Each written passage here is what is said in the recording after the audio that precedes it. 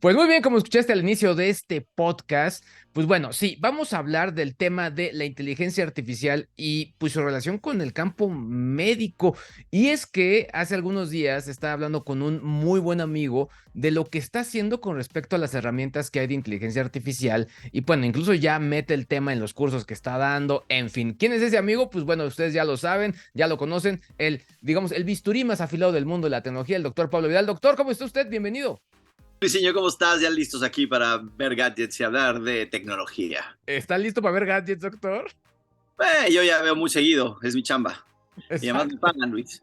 exacto, exacto. Oiga, a ver, cuéntanos un poquito cómo ves todo este rollo de la inteligencia artificial, sobre todo porque hay mucha gente que está en contra. O sea, en el campo médico, cuando pienso en inteligencia artificial, siempre pienso en este rollo del doctor Google, ¿no? Que, pues obviamente, ¿a qué me refiero? A la gente que llega, que googlea todo lo de su enfermedad, incluso antes de llegar con el médico, y que genera, pues, automedicaciones, todo ese rollo. Ya con inteligencia artificial pues bueno, o sea, ya le he pedido incluso dietas, diagnósticos. Yo he tenido el cuidado de no pedirle ningún tipo de diagnóstico, sí me da un poquito de pavor, pero hay mucha gente que sí lo va a hacer. ¿Qué Totalmente. opinas de todo esto? Pues mira, que como todos, vamos a buscar las soluciones más fáciles, como siempre lo haremos. Y después quedarán con nosotros ya más complicados, y eso está bien porque los trataremos, ¿no? Oye, pero mira, lo importante aquí es, no, hay que ser muy prudentes con esto. Evidentemente, es una herramienta que no suple a alguien. Es como yo no puedo suplir todas las cosas que se pueden hacer, ¿no? Algunas sí. Hay que apoyarnos, hay que saber utilizarlas, hay que subirnos al tren porque esto ya está corriendo y el que esté atrás se va a quedar. Y Claro, son herramientas sumamente útiles, ¿no? Hay una cosa con los médicos, Luis, y lo voy a decir aquí, aunque a mis compañeros no les guste, son unos ególatras que creen que no van a ser suplantados nunca por ningún motivo y que se las saben todas de todas, y exactamente es el contrario. Nosotros nos equivocamos, nosotros tenemos un límite de conocimientos que a veces pues está topado hasta donde sepas. Tú no vas a poder claro, saber una enfermedad que no sabes, ¿no? Y claro. entonces, desde hace muchos años que platico yo de la inteligencia artificial, porque pues ahorita para mucha gente es un boom y nuevo, pero esto lo vemos venir tú y yo, y lo hemos platicado hace muchos años juntos, Claro. donde no se veía como ahora, ¿no? No veas este rush, esta avalancha tan rápida, pero sabías que venía, y hemos trabajado en cosas y platicado de esto muchas veces. Y hoy que la tenemos aquí, es una herramienta que nos sirve para el día a día. Yo ya la estoy usando, pero hay que usarla en una forma prudente. Evidentemente eso no suple que yo me ponga a pensar y analizar un caso, pero sí que Claro. la tenga a mano para hacer cosas que me apoyan en mi día a día, en cosas súper interesantes que me pueden dar velocidad, que me pueden ayudar, que me pueden hacer concentrarme en otras cosas. Y este es el pequeño inicio y la punta del iceberg de lo que viene. Ahora, creo que lo dices muy bien en el sentido de hay que utilizarlo como una herramienta. Y yo he llegado a la conclusión que este tipo de herramientas, pues el uso que se les da también depende de tu propio contexto. O sea, yo voy a poner un ejemplo. La semana pasada lo utilicé para que me ayudara a generar un ranking de mejores y peores personajes de Star Wars. Y Bueno, bueno, bueno. obviamente, yo porque hablo de eso, pero el que hable de arquitectura, el que hable de educación, el que hable de contabilidad, lo usará para otras cosas. En tu caso, ¿cómo le estás utilizando? Yo mira, yo lo estoy usando en la consulta diaria para cosas simples, ¿no? O sea, no simples, pero que me consumen tiempo. ¿Qué te parece si me pides tú, porque tienes, no sé, quieres ver una lista de los alimentos que más saciedad generan? Y eso me toma un tiempo hacerlo, al menos que lo tenga preestablecido y hecho. Entonces puedo poner Órale, muchos alimentos que generen amplia saciedad, mucha saciedad y que tengan bajo índice calórico y de carbohidratos. Y entonces puedes empezar a hacer esto, puedes hacer está buenísima una esa dieta pregunta, doctor. para, claro, puedes hacerle, quiero que me digas, y aparte hay que ponerla bien hecha, Luis, hay que decirle, quiero que me digas como si fueras tú un médico o como si fuera yo un médico para que me expliques a un nivel más alto y exigirle a la inteligencia Claro. artificial cómo. Y entonces platícame como si yo fuera un médico, cuáles son los alimentos altos en fósforo. Y entonces hazme una lista extendida de todo esto. Entonces tú tienes una lista extendida que eso sí lo puede hacer muy bien la inteligencia artificial, inclusive mejor que yo, porque ahí me la sepa todos. Y entonces ya tienes en una receta un montón de alimentos que puedes darle a un paciente que debe evitar o que debe consumir. Una dieta para un postoperatorio, que tenga que ser progresión, una dieta astringente, cosas así simples se me hacen fabulosas. He hecho cosas como programas de ejercicios para gente mayor que puede ayudarle a tener un mejor desarrollo de una masa muscular sin lastimarse. Y entonces te van poniendo ejercicios y ejemplos muy interesantes en donde el paciente va teniendo ese beneficio mientras yo estoy concentrado haciendo otra cosa. La inteligencia artificial me está sugiriendo esto, evidentemente lo tengo que checar y entonces lo paso a mis documentos, lo imprimo y ya lo avalo, pero no lo voy a dejar así sin ver, ¿no? Claro. Evidentemente tengo que Tenemos que recordar que la inteligencia artificial va a ser mejor o peor dependiendo de la información que se le sea dada. Y entonces, si tú le das mala información, pues te va a dar malos resultados. Entonces, ahí es Claro. donde viene el cuidado. Y estamos hablando ahorita de inteligencia artificial muy general, chat GPT-4 y todas estas cosas. Pero hay otras inteligencias artificiales de ciertas compañías, tales Microsoft tiene una muy interesante, en donde ellos seleccionan muy bien esa información que le están dando. Y, por ejemplo, lleva años leyendo radiografías y aprendiendo a hacer a interpretar placas Claro. y ahí sí creo que eso sí se va a hacer muy suplantable porque todo esto son patrones y son imágenes y son cosas que van aprendiendo con lo que ya se tiene de bases de datos de todos los hospitales y poco a poco tendrás un pequeño grupo que estará avalando esos documentos al inicio y después la inteligencia artificial te dirá esto no sé qué es, chequen qué es y regresenme la información y aprender. A ver, ahora que hablas de empleos, IBM ya dijo, su director, que sí, efectivamente había empleos que ellos mismos ya no iban a buscar o perfiles que no iban a buscar porque iban a ser suplantados por inteligencia artificial. Dentro de la gama médica, ¿cuáles? No vamos a poner suplantados, vamos a poner como unidos o integrados a funciones con inteligencia artificial. Ahí te va. Yo sí tengo, y te voy a contestar al final un poquito más agresivamente con la última parte. ¿Quién sí puede ser suplantado próximamente? Ahí te va. Lo primero es que creo que todos vamos a tener que usar la inteligencia artificial. Yo me imagino mi consultorio con una muy buena inteligencia artificial abierta en mi computadora, que esté escuchando mi conversación con el paciente y que a la vez me vaya sugiriendo preguntas o cosas que me pueda decir, oye, y ¿por qué no le preguntas si tiene dolor articular? O si ha tenido estas lesiones en la piel, de estas características y todo. Y tal vez estoy pensando en un diagnóstico y ella está pensando en lupus. Y yo Claro. no soy muy lupus, pero entonces me va sugiriendo. Y cuando tengamos cierta información me dice, oye, ¿por qué no le pides estos laboratorios, además de lo que estás pidiendo? Porque hay un 67% de probabilidades que pueda ser un lupus. Entonces empieza a tener un sentido bien interesante y el paciente es el beneficiado. Entonces hay que llevar la exploración porque ahora hay que enseñarle lo que tiene el paciente. Hay que ver si tiene esas úlceras, si tiene esas lesiones, si tiene alteraciones articulares y otras cosas más que te puede ir ayudando porque piensa que tal vez ese diagnóstico, en verdad yo no lo sepa porque no soy el especialista, pero ya llegó conmigo. Y esa oportunidad del paciente estar conmigo porque llegó casualmente por alguna otra cosa, puede darle un diagnóstico que le puede cambiar la vida. Y eso la inteligencia artificial nos puede ayudar a acelerar estos procesos para que el paciente esté mucho, mucho mejor. Y A es mí que se me hace también súper... creo que tú mencionaste un punto importante. Hay muchas decisiones de diagnóstico que tienen que ver con porcentajes, ¿no? Porque si tú Claro, juntas los síntomas y además juntas los estudios, pues sí te puede dar el dato de que hay un porcentaje que puede ser esta enfermedad, este otro, y tú obviamente como médico es el que toma la decisión de ir descartando pues puede cualquier ser, Luis, tipo porque de elementos, ¿no? hablando de esta situación que te decía, que no lo sabemos todo, igual me dice, oye, ¿por qué no haces este tipo de anticuerpos pensando en esta enfermedad? Y tal vez yo ni siquiera sé que se tienen que pedir esos anticuerpos. Entonces mi trabajo ahora es decirte, tienes que ir con un reumatólogo porque yo no sé esta parte, ya estoy limitado, pero no es lo mismo que te diga, hazte esos estudios y ahora ve con un reumatólogo, porque te estoy ahorrando tiempo y dinero. ¿Sabes? Porque ya no tienes que ir a la consulta para que te pidan esos anticuerpos, sino más bien ya llegas con un avance y si los tienes positivos, ya avanzó el paciente y va más adelante. Yo veo esa como una gran herramienta que todos vamos a poder tener a la mano prontísimo y que ya la tenemos, o sea, podemos hacer Claro. esas preguntas, todo. Y que diario las vamos a poder estar utilizando en pro y beneficio de los pacientes. Y evidentemente nosotros vamos a ir aprendiendo indirectamente, ¿eh?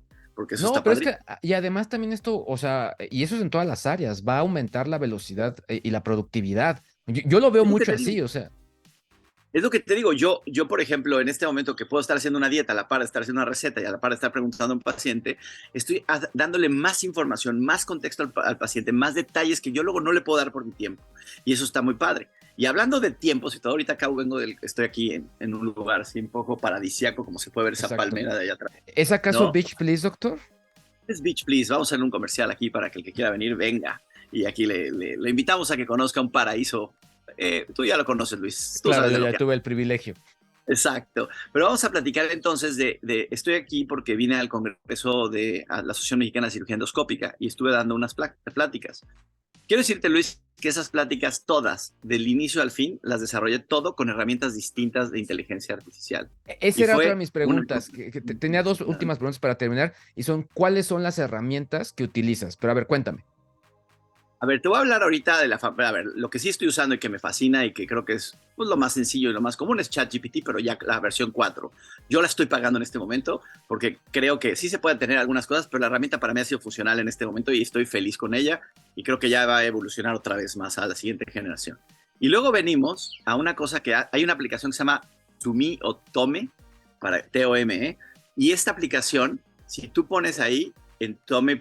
No me acuerdo cuál es la dirección, pero pones Tome y creo que no sé si es .ai o algo así, y lo que hace es que le puedes decir, créame una presentación de PowerPoint y nada más le digo sobre el tema de artritis reumatoide y en menos de un minuto tiene 7, 8 diapositivas que son muy generales y genera unas imágenes que va creando así me parece que están utilizando DALL-E en ese también de OpenAI para crearlo.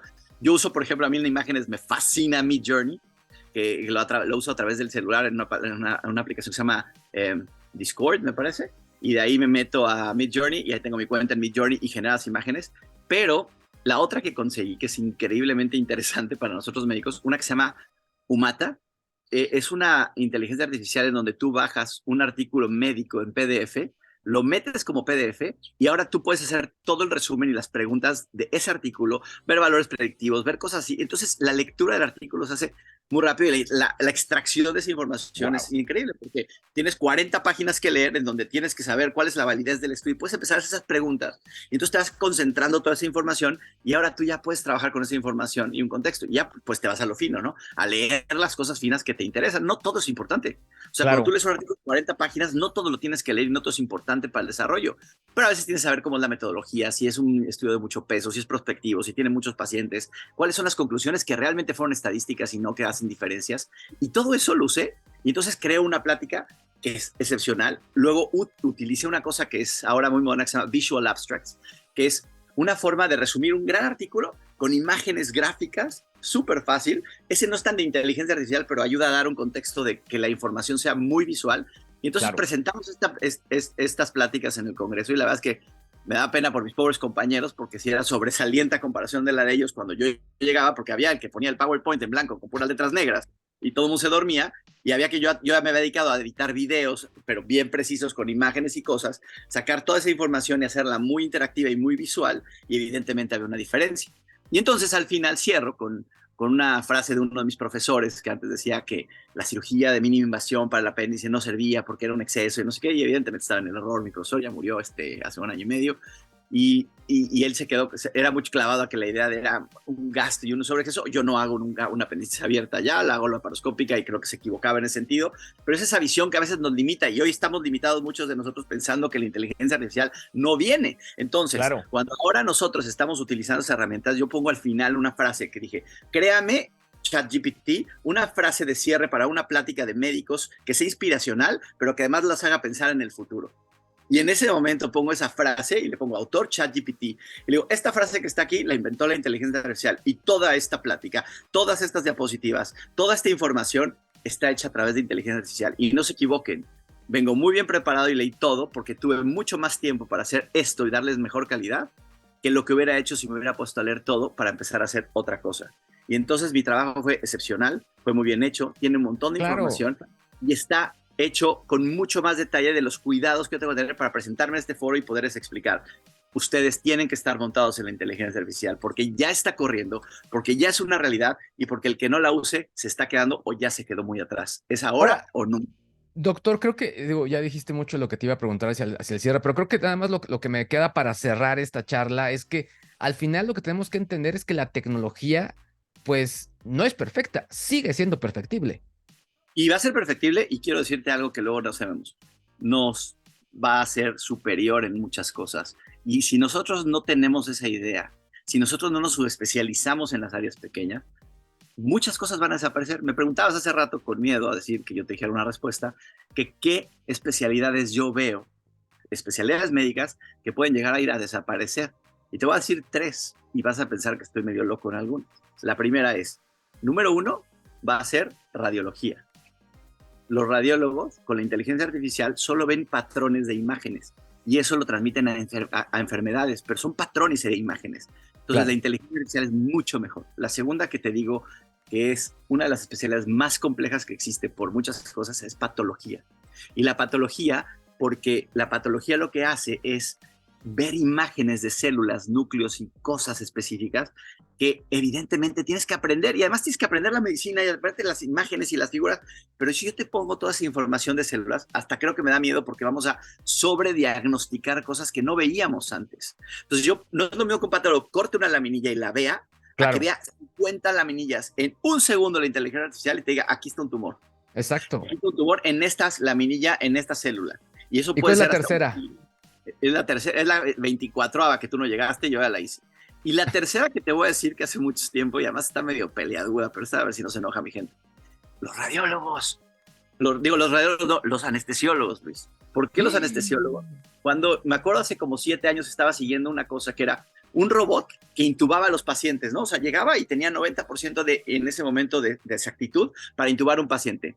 Eso debe estar mejorando, no sé los números ahora, ¿no? Pero si tú logras intubar a un paciente con un robot, después todas las mediciones de la anestesia, que son pues, las ondas cerebrales, los movimientos clónicos de los músculos, los relajantes musculares que se calculan por peso y por depuraciones, la cantidad de gas que vas emitiendo y todo, ya no se vuelve un cálculo que de repente no va a decir nada, los anestesiólogos pueden estar distraídos y se les va la onda y se va o se sale un poquito y, a ver, no pasa nada, están ahí, eso es su trabajo, ¿no?